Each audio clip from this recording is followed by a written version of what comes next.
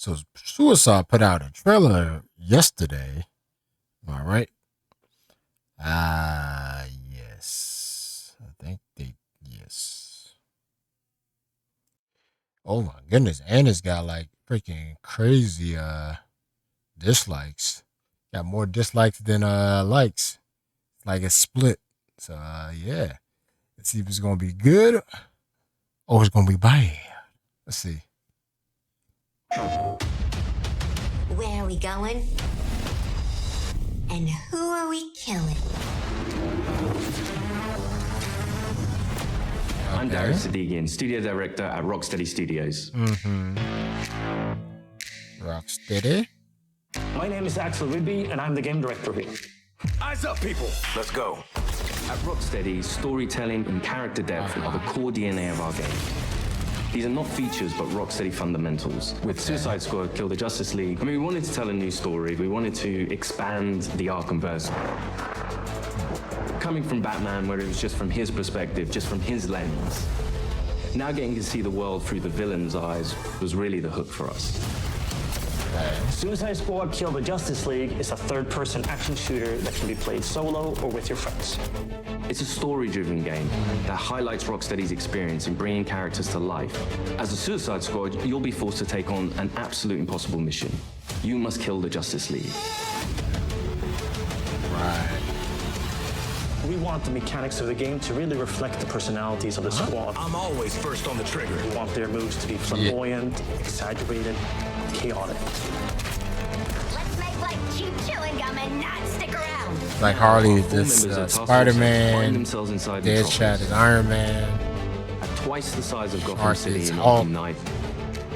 It's Orange big, is it's loud, it's a battlefield. that's Captain It's a America. place built for verticality, mobility, the unique fusion of enhanced traversal, gunplay, and melee weapons, creating a supervillain empowerment that we think is a totally original gameplay experience. There was just an opportunity there to expand into co-op and have this dynamic world where friends can come together to share an experience. Or players can go solo, switching character members between missions while Yeah, savoring but each and every you story still, you twist. still got that mission pass and game pass in there, We've though. accomplished together. We want to welcome you all to the first episode of our new series, Suicide Squad Insider, where we will provide a deeper look into Suicide Squad Kill the Justice League. Over the next few months, we'll be unpacking the game, answering your questions, and sharing a few surprises as we move closer to our launch on February 2nd. We'll also cover how Rocksteady will continue to support the game and its players post-launch with a huge amount of free content. On this episode, you're going to hear from different members of the Rocksteady team as we explore I more. feel like they're gonna do this. They're gonna pull the same thing with Gotham Knights as in this one, but it's gonna be maybe odd or better. It could, I don't More of the know. game's story, the world of Metropolis, and the I still core think it's gameplay gonna be- experience. The Suicide Squad. Everything, Monica. Let's jump into it. This one is 19 minutes. Huh. Normally, when you make a game in a superhero universe, the protagonist is the best person for the job. The squad are definitely not the best people for this job. They're the only people available. Hey, Suicide Squad! Fuck you! So it gives the narrative and the gameplay a kind of frantic, slightly panicked feeling where they are trying to figure this out as they go. They don't look as polished as The Arkham games The Arkham weren't games, gritty because Rocksteady makes gritty, dark games. Especially in They that were that scene. way Yeah, because see? that's what suits them. now you go from this detail into Harley Quinn running down this little small pathway. Like, come on. Like, where you go? What the hell? What the heck? Damn gun out! In true Rocksteady style, the cinematics are kind of the heart of our story. It's the most cinematics that we've ever done, and every one of them is crafted to perfection. We're not just trying to do what we did before. We're making something which fits the source material that we think will make for an interesting story, but will feel different. To introduce you to our story, let's jump into an early part of the game. Amanda Waller, the director of the government agency Argus, sends the team behind enemy lines into Metropolis. Harley Quinn, should you not be more cautious? She ain't wired that way. Oh, Deadshot. Hidden in an underground train station, the team finds a secret elevator. until we figure out where the hell we are. Let's play along with Waller. Oh, is this a superhero museum? Hate superheroes. And museums. I've seen it on TV. It's the Hall of Justice. So let's rob the place. Idiot.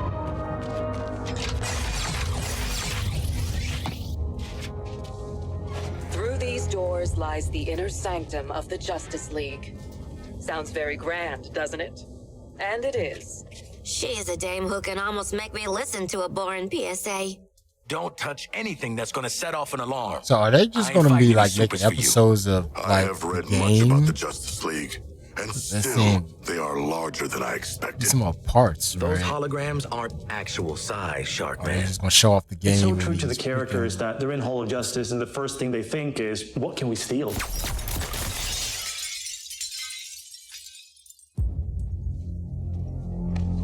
Hey man, watch the Shit! glass. I'm okay.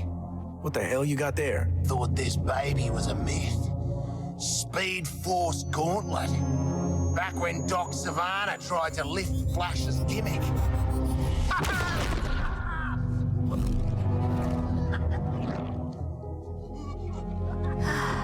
Miss you, Red.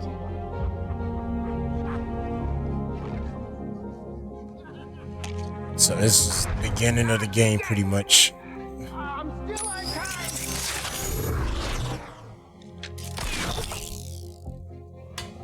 Oh, baby!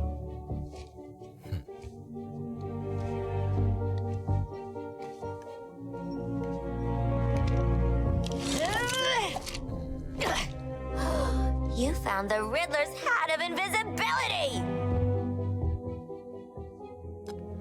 Shark doesn't look too bad. Where'd the shark go? Children. Just better. Ooh, nothing says international assassin like a frickin' jetpack. Shit. I'd break my damn neck. You're probably right. Jetpacks seem more like a Deathstroke thing anyway.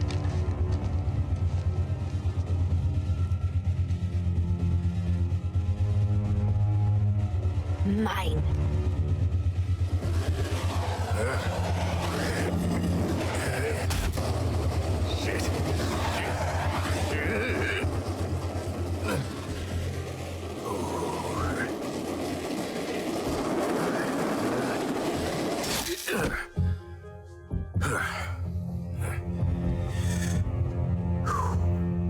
That, hat's not gonna get you vertical, Shark. I can make my own way up.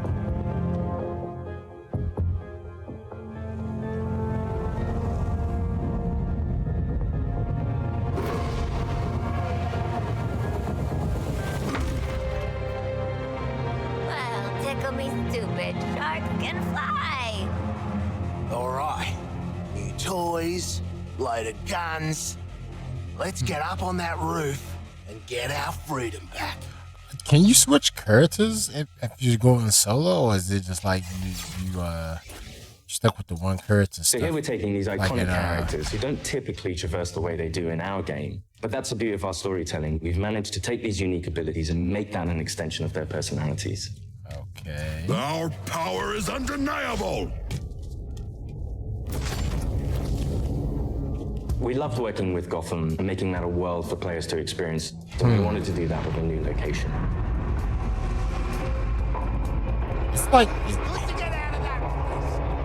It's like it's giving me like safe vibes, you know? It's like safe. The game is like playing it safe. I don't know. We felt that Metropolis Maybe was like the natural easy- next step to extend that. Easy generic, maybe not. And what better way to introduce it than through an invasion from Brainiac with no Justice League to save them?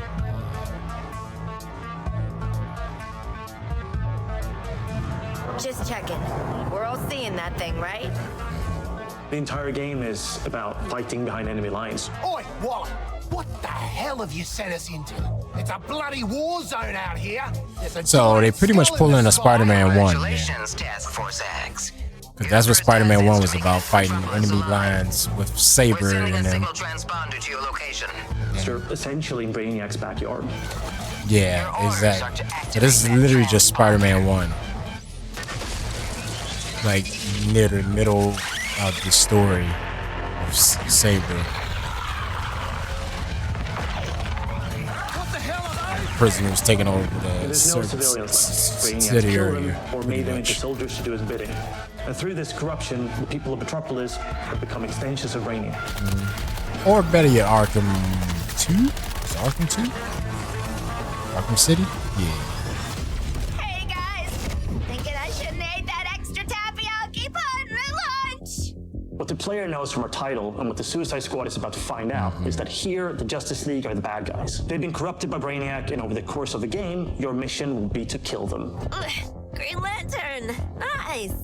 Hey, your face always looks so... What?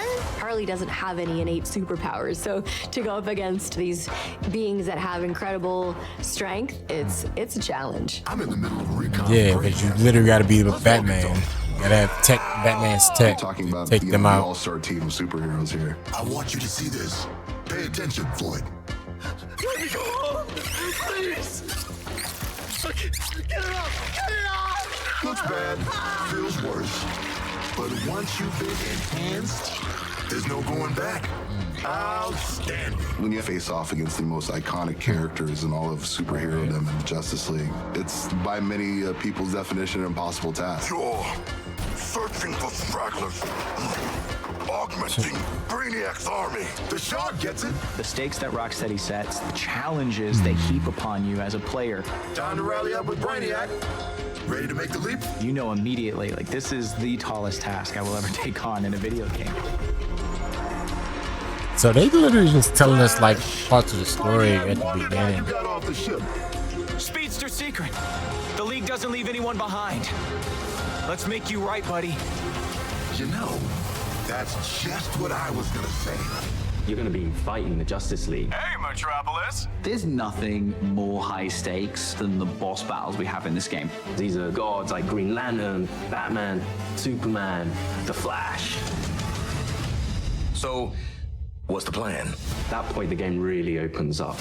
We start to see players look at their weaponry and really ask the question, like, how am I going to kill the Justice League? Yeah, looking for... With microtransactions throughout the whole game. Oh. With the killing the Justice League and all, but, well, you know, these guns are a bit shit. No offense. Then head northwest. That's the last known of a Gotham arms dealer who's dug into Metropolis. Oswald Cobblepot. The freaking penguin! Skipped a few. You want to last more than 10 seconds against the League? Like Cobblepot's been running anti-meta weapons for years. I want him recruited and brought back to the Hall of Justice. Oh, I'm gonna recruit the shit out of him. Since Batman Arkham Knight, the Penguin is no longer confined to Gotham City. He's made a name for himself in Metropolis as the authority on anti-meta human weapons. Now, Waller... But this is like a separate world, isn't it? I thought they said it was like a separate... Stolen traversal equipment. It wasn't like You'll need it to stay off the streets. One, right? Setting a new recon point. Go. At the heart of each character's playstyle is their traversal. Traversal gives the player total freedom. Every character has their own way of getting around that determines how the player moves through this world. Don't like to So buzz. this man is like Great was I. Controlling a superhero character is fun. It's a power fantasy for all players. We wanted movement through the city to be fun. Just existing and Shark moving is around literally in just Metropolis is a good crackdown time. for Metropolis is quite a normal city, Slash well, Hulk. as normal as a city can be in the DC universe. We spend a lot of time trying to get that art direction correct, trying to get the feel for it correct. You get to see all the kind of DC lore that builds this space. Harley definitely got putting the Spider-Man Penguin, okay? Not just a building, it's a daily planet. You know, there's a lot we can inject into the city that makes it more than just a city. Penguin is not truly a penguin. Yeah, mate. And I'm slide. not a boomerang. It is known for its size, its scale. Anything from the DC lore, you look at Metropolis as the city of tomorrow. When did Penguin get out anyway? Maybe it's the video, but Money talk, creeps walk, you know? I don't see like much polish. It's just a great way for players to experience Metropolis in a new way. I guess because it's just bright, maybe. Like the texture of it. In my opinion. G'day, Pengo. Remember me? No. Ain't this the right rogues gallery? Who's the big bleeder? Think his cousin used to work for me. Ooh, which one? Both come out of a circus. We're getting the hell out of the city before Argus finds us. You in? But we are working for Argus. You bloody what? Real slick, Shark. Good talk. Nice catching up. Give my regards to the locals.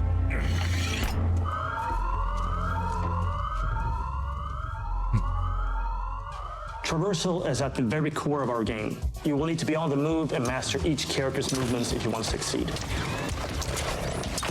Harley's grapple is made to let her take advantage of the environment to quickly get out of troublesome situations. Or she can use it to quickly close the distance to introduce them to her baseball bat. Swinging from the background lets her circumvent the trooper's shield. So there's like literally almost like, I said, where's the, there's no... It can also let her catapult herself into the air to shoot the corrupted from above. Now that you've seen some of Harley's combat in this scene, let's explore the rest of the squad's unique playstyles and other encounters. Captain Boomerang uses a mix between sniper rifles, SMGs, and shotguns. What's cracking? Nobody has like a Arkham that can be used to create what we call jump Batman kills or and also break enemies' shields. Juggling an enemy with a melee attack means they take guaranteed critical hits from all the guns for a short period after. Everybody has guns. And... Shoot enemies in their legs and then close the distance to do a shield harvesting strike to get some shield back. Let's shift focus to King Shark. I feel like Rocksteady next game should have been, of course, I'm pretty sure they wanted to do Superman one, but I feel like the next game they did better than this was like a Red Hood type, you know, one, and then made their own, you know. Cause to celebrate! King Shark is literally death from above, which he gladly have shows like with his abilities like Atlantean this block or some attack. craziness. He's the character that can take the most punishment. Heavy weapons, assault rifles and shotguns, and his trusted cleavers, sickles, and combat knives for some brawling action. For the bigger enemies, each character gets a super powerful single target attack. The Suicide Strike. This one-shots any enemy hit, but it takes longer to recharge, so it's important to use it tactically. Finally, Deadshot. See, you're low caliber, and I'm high caliber. His traversal is made to let him create his own vantage points. This works great with his weapon loadout of sniper rifles, assault rifles, and pistols. For more close action, Deadshot relies on his iconic wrist cannons. One thing we really wanted to bring into this game was a reimagined version fucking of Iron the Man control move. system and mix that with our traversal and shooter gameplay. Introducing Counter Shot. Each enemy has a different reaction to the counter shot. Some will be stunned, some will take damage, some will be interrupted and then get really annoyed. Now let's take a look at Harley absolutely demolish Brainiac's forces with all these tools. My show's all knock 'em dead material. They should have gave her like the Arkham fighting style she has, you know, a little bit. Oswald Cobblepot, my man. Do we have a job for you? Tell him, Quinn. You're making guns for us now, Bird Brain. Thanks for joining us for episode 1 of Suicide Squad Insider. Man, damn, 19 minutes went by fast. What? I'd already started, so I followed through. In the months leading up to our launch on February 2nd, 2024, we're looking forward to sharing more details and insights about Suicide I think this Squad game supposed to come out Justice League. this year, didn't it? In our next episode, we'll be deep diving into more gameplay, combat mechanics, and how to take the fight to the enemy in your own unique style. I want to tell you what happens next. Let's call it a sneak preview.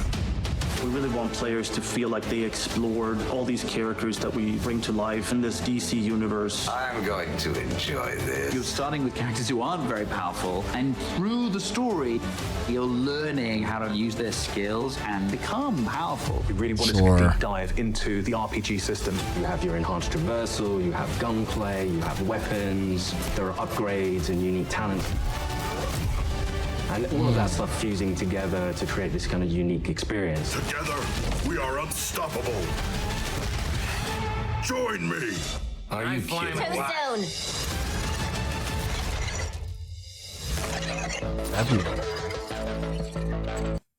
Yeah, oh, they got the little classic outfits. Okay, I like that. But God, yeah, I don't know. I feel like the flow of the combat looks. I mean, it can't probably be fun with friends for sure, but solo, I hope you can change characters on the fly or something. I don't know. Yeah. Cobblepot's been running I feel like we kind of seen this type of comic book story before, also a little bit with the Arkham series and Spider-Man game. It's not a bad premise, but we already seen it like throughout the games. But now you used to having one character, now you have up to 4 people doing it, and the flow of it looks kind of I don't want to say slow, but we'll see. But yeah, let's that just like wish each character have a different style of combat, then have each character having. I know, right? That's kind of what's throwing me off. Also, hey, everybody got a different style, but everybody has a gun. Yep, I love how they completely ignored the complaints about battle. Yep, battle pass systems, and have decided to just keep their mouths shut up. Yeah, they ain't mentioned nothing about it in this thing, even though we saw that. That has been more disappointing in the game. Yeah, I know. That's exactly what I said. They should let him just do Superman. I don't know why they didn't. Yep, at least another 5 years. So yeah. Yeah, people catching on to it, but like I said, people gonna buy it for sure and see how it plays because people sold Gotham Knights and stuff, and some people liked it, a lot of people didn't. So yeah, yeah, exactly. That's what I'm saying. This is an Arkham game, Arkham fan. Yep. Kevin's last ride, man. Last ride for voice, and you got it attached to this. Like I said, man, I feel like this game for like that. What they waited 5 years to make this game or whatever, or maybe they did it in 2 years. Who knows? Let me know in the comment section. But yeah, man, I feel like if they would have did this game, they could have just did Red Hood or something, and just kept going with the Batman Arkham series, but with Red Hood doing all this craziness and jumping around and using gadgets and special abilities, even though he probably wouldn't in the comics, but or whatever. Give it to him in the game, have something. But yeah, this Arkham, you go from Arkham to this. King Shark. Cause to celebrate. I feel like this is just Crackdown. This is just Crackdown for 4 players. That's what I think it is. It's Crackdown with 4 players. Heavy weapons, assault rifles and shotguns, and his trusted cleavers, sickles, and combat knives for some brawling action. For the bigger enemies, each character gets a superpower for a single target attack. The Suicide Strike. This one-shots any enemy hit, but it takes longer to recharge, I think it is, so it's important to use it tactically. Yeah. But anyway, let's see what they do.